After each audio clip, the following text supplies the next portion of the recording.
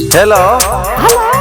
अरे घर में की करे छी? करबै छी सुरक्षार में बैठल छी, जार लागे छै गो। डीजे सुमित सतीश रैनी जार है छो याना इतना पहले डार्लिंग के द्वार पर घूर छे।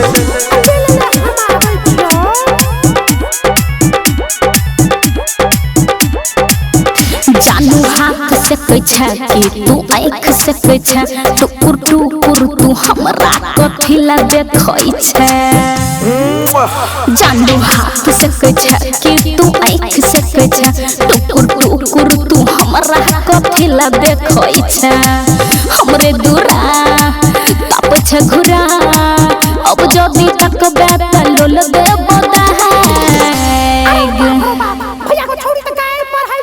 हेरे देखरा कहीं ना आवेला वरना वड़ के संगे संग तय पे लेबे।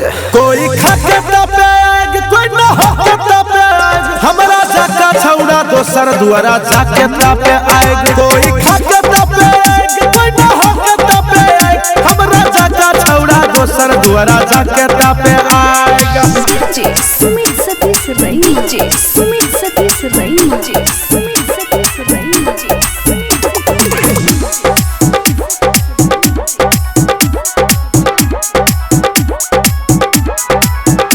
अरे हुलकल जाय छै तू सबके घर अंगना अपना ने जुरो हो किर भीख मांगना।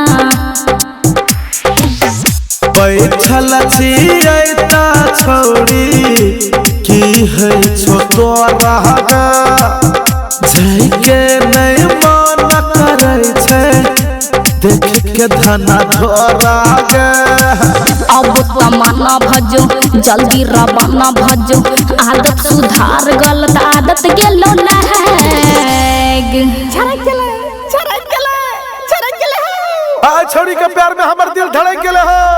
कोई खाके तपे आएग कोई न होके तपे आएग हमरा जाका छौड़ा दोसर दुआरा जाके तपे आएग। कोई खाके तपे आएग कोई न होके तपे आएग हमरा जाका छौड़ा दोसर दुआरा जाके तपे आएग।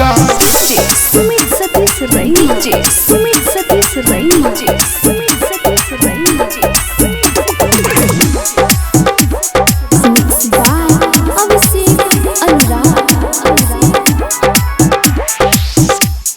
झूठ छो बहाना ने कर थर थर रे नियत बुझाबै छो तोहर गड़ बड़ रे। तपला से आए गदह के भग जाय छै खाना ढी दूरा पर घूरा लगा के बन छै घमना डी। हमरे दलान में तू छजे पलान में तू पूरा नहीं हो तो सपना एते से जो भाग।